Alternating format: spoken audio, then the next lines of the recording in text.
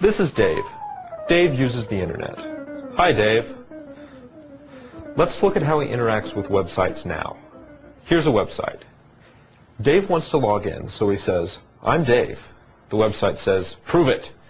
Dave says, "My password is butter." And the website says, "Hello, Dave." And he's logged in.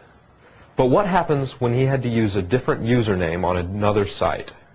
Here's a different site where someone else had already taken the name Dave. Again, Dave says, "I'm Dave." And the site says, "Prove it." Dave says, "My password is butter. Now log me in." But he's failed, so the site tells him, "I'm afraid I can't let you do that, Dave." Now these sites all have their own way of remembering Dave. They store his username and password. Oops, turns out that he was David on that other site. Now anyway, sites should store passwords in a way that other people and computers can't read. So even if something bad happens, your password is safe. Many sites do this, but many don't. Now there were two problems there: convenience and security. Convenience is a problem because different sites know Dave differently. Security is a problem because most of these sites aren't really prepared to focus on security. But there's a better way. Dave's back. Hi, Dave. This time he's in the middle because we're talking about a user-centric technology called OpenID. So how does it work? This is MyVadoop, and it's called Dave's identity provider. Dave trusts MyVadoop. Now here's how MyVadoop helps Dave log into websites. Here's a site. It's called a relying party because it relies on identity providers to sign in its users. So Dave says, "I'm Dave from MyVadoop," and the website turns to MyVadoop and asks, "Is this really Dave?" Then MyVadoop and Dave have a moment alone. It's no one's business really what Dave and MyVadoop do together except Dave's and MyVadoop's, because OpenID is about letting Dave, and only Dave, control his identity and how he proves it. But Dave trusts MyVadoop to remember his secrets in a secure way, and it does. So he has less to worry about the website. Now, after they have their moment, MyVadoop tells the website, "Yep, it's Dave," and Dave can log in.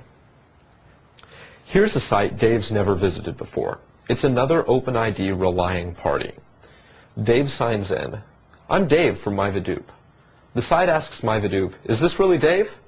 They have a moment, and MyVadoop says, "Yes." Because Dave hasn't visited this site before, it needs his email address. But it doesn't want to bother Dave by asking him for it, so it asks MyVadoop, "What's Dave's email?"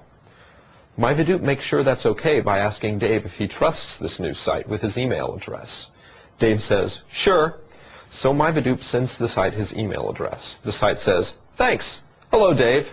And Dave's finished without filling out any long, irritating internet paperwork. So let's review.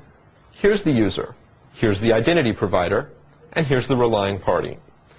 The user tries to log in to the relying party. The relying party asks the identity provider to confirm the user's identity.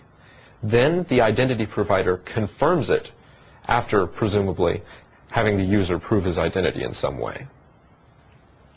So, again, the advantages we get from OpenID are twofold: convenience and security. We get the convenience because now Dave can sign into lots of different sites with a single identity without registering for each site independently. And he gets to completely control this identity. He can choose which identity provider he wants to trust, and with some work, he can even be his own identity provider. And it's more secure for Dave because he only has to trust one site with his login secrets, his identity provider, which he gets to choose and can even be himself. The key to his kingdom is firmly in his own hands. Thanks, Dave. And be sure to get your own free, secure OpenID from myvadoop.com.